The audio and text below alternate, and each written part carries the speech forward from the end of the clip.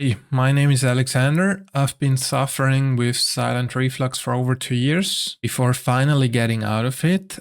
And today we're gonna bring a new format. This channel is called Silent Reflux Stories.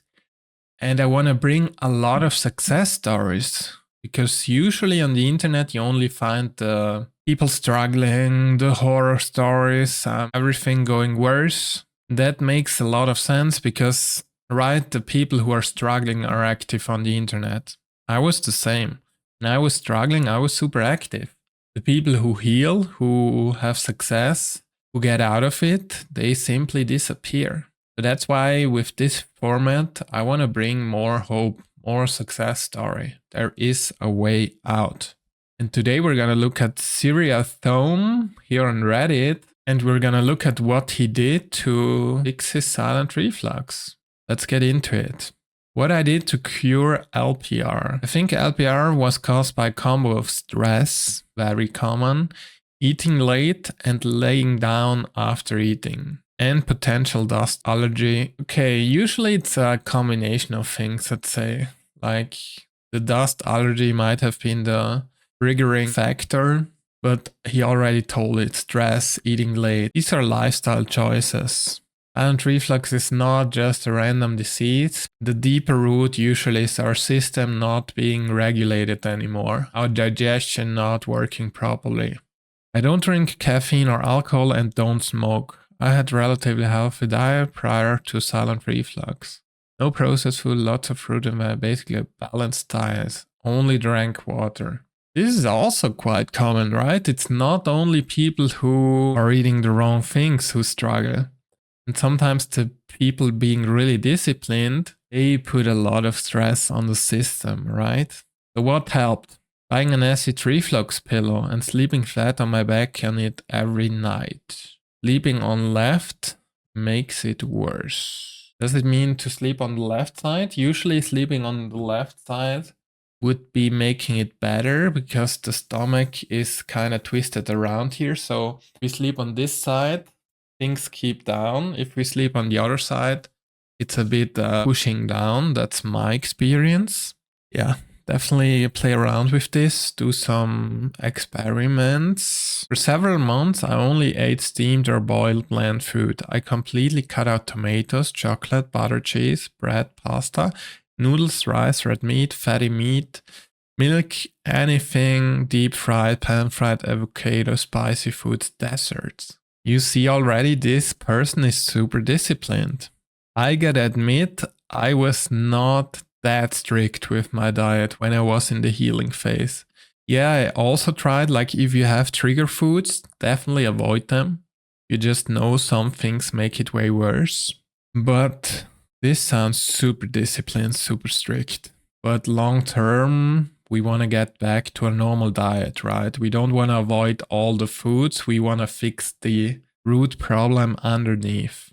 What I did eat during this period, poached chicken, lots of fruits and veggies, oatmeal, boiled egg, butternut, squash soups, kefir, really good for the gut. The gut might also play a big role. It definitely plays a big role in our digestion. High strength probiotics, few hours before.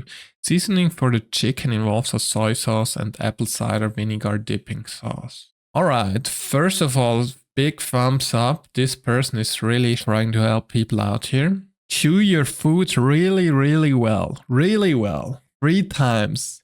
With 3 exclamation marks. 100%. Think about this. The more you chew your food, the more signals you send to your digestion, to your gut, to your stomach. This is balancing our digestive tract. Chew well, take time, breathe, relax. That's how digestion works. We eat in a stressed state, digestion is 10 times worse.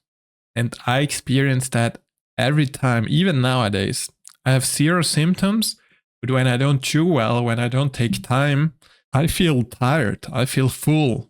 I feel like my body needs to put extra energy to digest food, which we can avoid just by taking more time, by focusing on it, and by reducing stress. Easier said than done, you might think, but in the end, it's about priorities. In the end, our body is sending a signal. Now it's time to change something. And if we don't change, we're gonna keep suffering. Don't drink right before or after eating as it dilutes the stomach acid. Yeah, this makes sense. By drinking when we eat, we increase pressure on the stomach, which can increase reflux for sure. Fixing sitting posture, making sure the table was not digging into stomach or sternum.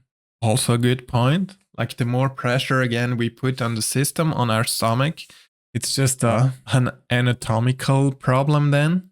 Like when we squeeze a balloon, obviously, if there's water in it, it's gonna come out. Avoiding certain yoga poses, bridge pose, and any abdominal strengthening exercise that pushes the stomach outwards, clenches the ab area. It's the same point as here. Even though strengthening the core, our diaphragm, everything connected, that does make sense. In the end, it's also our stomach and our closing velvet on top of our stomach. It needs to work well, and it's supported by a lot of muscles here, right? So if we can control this, if we can train this with breathing exercises, with maybe a little bit of core training, especially if we're sitting a lot, if we're overweight, if we're not that muscular, we want to do whatever we can to help our body. Wearing loose clothing, avoiding tight jeans and leggings, avoid anything tight that causes your abs to clench. These are all the same points. The more we squeeze the balloon, the more it's gonna spit out. And also did an allergy test and said I was very allergic to dust. I bought an air purifier dust and always make sure to change bedding at least once and don't take. This stopped my stuffy nose, coughing, and excess mucus production. This is a good point. This definitely connects, but it might just be a side quest in a sense. Okay, our area is already kind of irritated. Someone having a completely normal, healthy throat, nose, everything might not have the problems. But at this point, it adds up. When we're healthy, we tolerate more, right? We have a higher tolerance level. What didn't help? Antacids and Gaviscon made it worse. Interesting. Making it worse seems surprising, but there might be some rebound effects playing in here, like tapering off, using it, then not using it, which makes the whole experience worse.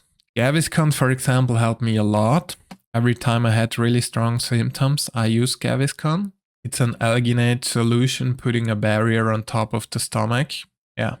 After several months of making these diet and lifestyle changes, I'm much better. Also here, we need patience. It's not gonna change overnight. The tissue needs time to heal. What I do now, I basically follow everything that stopped my acid reflux, eat a little more red meat, okay, some diet adjustments. Really recommend the pillow wedge, plant diet, probiotics and kefir, and chewing food well. Definitely supporting our digestion. Some functional issues here. Finding this subreddit really helped me, especially seeing other people's testimonials. Awesome. That's why I'm making this video, because I want to bring it out more. Thank you. I finally have an what to eat. Everything I think are different because herbal tea makes me unable to swim, gives me panic attacks. Hope in future will have some clear treatment. Yeah, this is kind of true. It seems like a puzzle, right? I mean, there's so many different things going on here that it's not easy to figure it out. Just warm water. What's various symptoms? Foam, saliva, left or right. Symptoms, global sensation, no voice in morning, vocal fatigue, difficult waking up, choking. Yeah, the usual stuff. We share the same symptoms for those relating. Can you share how long you take? Significantly, I have been on PPI, low acid diet, sleeping incline, alkaline water, low acid diet. It took 4 months to really see a difference. Yes. Similar for me. It takes time. Be patient. But when you put the right inputs over time, it's gonna pay dividends. Being on a strict plan diet by the artery telling to see an eating dinner 5 to 6 hours before sleeping was essential. Okay, some more points which can help. Struggling with gerd, the PPI stop, the usual stuff. Rice and carbs. How long did you avoid drinking? 30 to 60 minutes. No drinking after meals. Calcium citrate. Okay, now we're getting really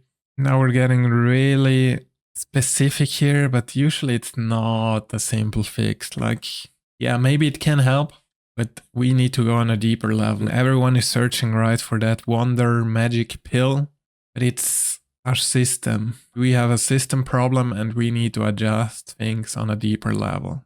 Everyone is different, yeah. 100% agree. Some foods might work for you, some might not. So don't copy everything, but do a trial and error for yourself. Do you ever have mucus stuck in throat? Thank you so much for this. Cure to manage well. Connecting the dots. Okay, there's some things going on here. Anyways, yeah, definitely a great post here, helping a lot. If you want to read through it, I'm gonna post a link in the description. As always, we try to figure it out and I want to share more success stories. Stay strong, you got this, and maybe see you in the next video. Bye bye.